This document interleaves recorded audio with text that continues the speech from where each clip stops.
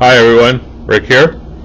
Jesus told us that a builder doesn't start a building project or build a building until he determines whether he has enough money and enough material to finish the job. He also said a country or a king does not go to war with another nation until he's able to determine what resources the other nation has and whether he has the troops and resources to defeat them. What he is telling us is that we must measure the cost of following him. Because as we are told in 1 Peter, I believe, that it would be better for someone to not even know Christ than to know him and fall away back into sin. Hebrews 10 tells us the same thing. Or was it? Oh, it's Hebrews 6. I apologize. I believe it was. Anyway, what he's saying is there is a cost to follow him, a cost that must be measured. You must love your father, you must love him more than your father, your mother, your brother, your friends, your wife, your children.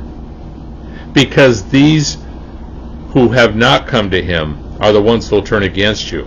We are told in the epistles that those who you used to mingle with and associate with are going to suddenly wonder why you don't want to have fun with them anymore, and they're going to mock you and ridicule you.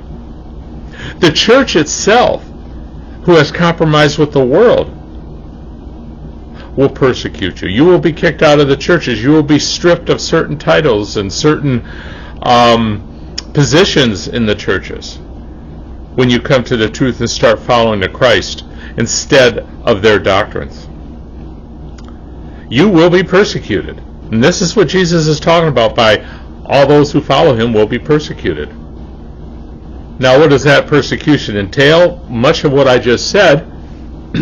But keep in mind, even those who compromise with the world, those who are drifted so far away from Christ that they believe doctrines and theologies that are just doctrines of Satan and still believe they're serving God, will say, hey, they're against me. That must mean what I'm doing is right. That's another form of deception. The persecution is going to come from within your own family, your own circle of friends, from your own churches. Just like the Christians in the first century were persecuted by the Jewish leaders, the Jewish religious leaders. They were nothing more than politicians trying to ensure the survival of their nation through compromise with Rome. They saw Rome as the great empire, and Rome was the great empire. The worldliness is the spiritual Rome that the church, God's people, still today compromise with, just like the Jewish people did. Be prepared.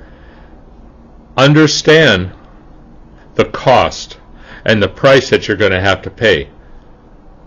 I'm not saying to walk away from the people closest to you. Absolutely not. But don't participate in those things that you used to with them. Until next time, God bless.